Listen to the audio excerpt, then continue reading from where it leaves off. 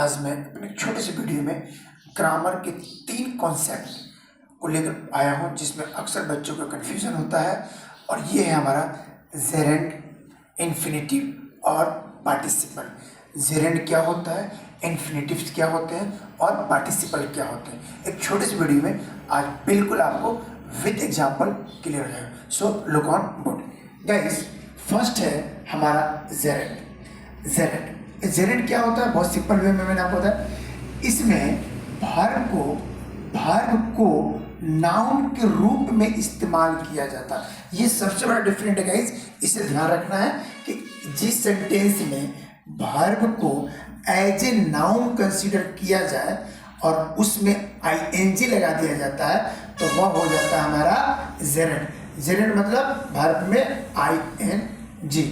जब वर्ब में आईएनजी लग जाए तो वो हो जाता है जेरेंड। एग्जाम्पल में देखेंगे, जैसे मैंने लिखा swimming is good for health. Guys यहाँ स्विमिंग जो है यह एक वर्ब है और इसमें आईएनजी लग गया, इज गुड फॉर हेल्थ। तो स्विमिंग को इस सेंटेंस में एज ए नाउन कंसीडर किया गया है, इसलिए यहाँ स्विमिंग एक जेरेंड हो गया।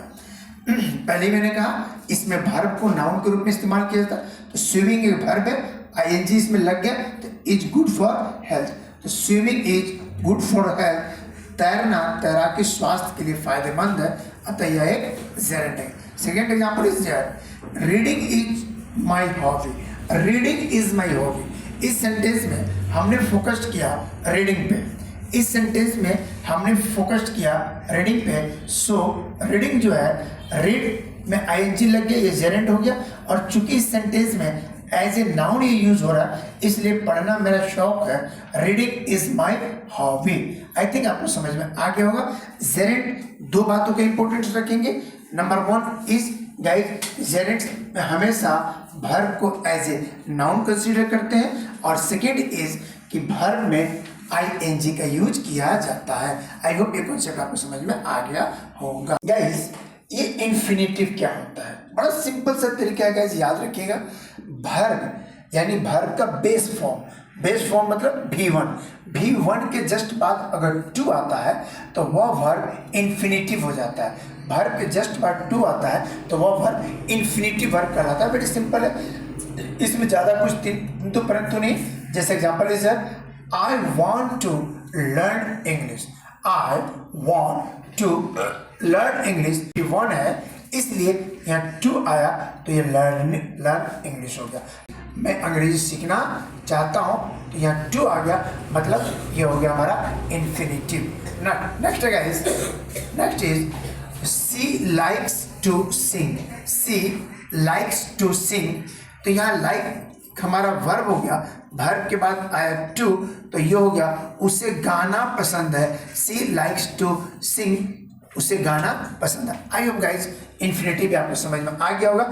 बेस फॉर्म, वर्ब का बेस फॉर्म यानी V1 प्लस 2 आ जाए तो वह हो गया infinitive. Okay guys, and last is participle. Very simple way guys, यहाँ क्या होता है ध्यान सुनिएगा।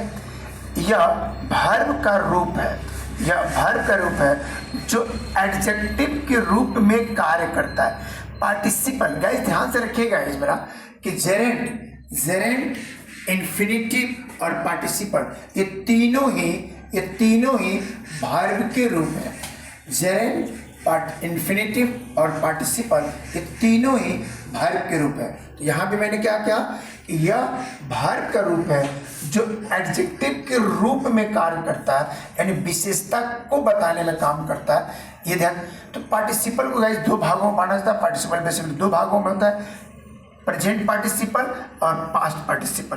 प्रेजेंट पार्टिसिपल और पास्ट पार्टिसिपल। प्रेजेंट पार्टिसिपल में गाइस हम आईएनजी फॉर्म का यूज करते हैं, जबकि पास्ट पार्टिसिपल में हम वर्ब में ईडी या ये लगा के यूज करते हैं। एग्जांपल देखें गाइस, जैसे मैंने कहा the running water looks beautiful, तो इसमें गाइस रनिंग वाटर, तो हमने रनिंग पर फोकस्ड किया यानी वाटर की विशेषता बताया। जो रनिंग वाटर है वह लुक्स लाइक ब्यूटीफुल, जो पानी बह रहा है वह बहुत ही सुंदर दिख रहा है। तो कौन सुंदर दिख रहा है, तो रनिंग वाटर, तो यह रनिंग जो है गाइस यह पार्टिसिपल हो गया, क्योंकि इस सेंटेंस में रनिंग एज ए एडजेक्टिव के रूप में काम किया है। Second guys, past participle.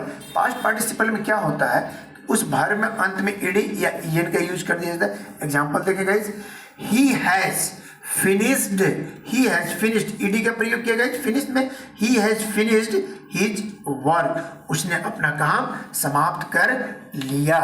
Okay guys, I hope कि कॉन्सेप्ट आपको समझ में आ गया होगा। आइंदा अब कभी नहीं भूलेंगे हमारा जेरेंट, इन्फिनेटिव और पार्टिसिपल तीनों ही वर्ब है, बस उसका फॉर्म बदल जाएगा। जेरेंट में आईएनजी लग जाएगा और verb as a noun use होता है। इन्फिनेटिव में वर्ब के बाद टू आ जाता है और पार्टिसिपल दो होते हैं। प्रेजेंट में आईएनजी लगता है और पास्ट में ईडी लग जाता है। गाइस, अगर यहाँ तक आप आ गए और ये वीडियो आपको अच्छी लगी हो तो आप इस चैनल पर बने रहिएगा। मैं Ansari sir Delhi English classes के इस प्लेटफॉर्म पर इंग्लिश के सारे कंटेंट लेके आता हूँ। आप घर बैठे बैठे अंग्रेजी सीखते रहिए। फिर कोई नया कॉन्सेप्ट अगर आपके दिमाग में आता, आप मुझे कमेंट बॉक्स में लिखिए, मैं इस पर एक नई वीडियो बना के आपके सामने लाऊंगा। तब तक आप अपना बहुत बहुत ख्याल रखिए, मुस्कुराते रहिए, अंग्रेजी सीखते रहिए। Thanks for watching.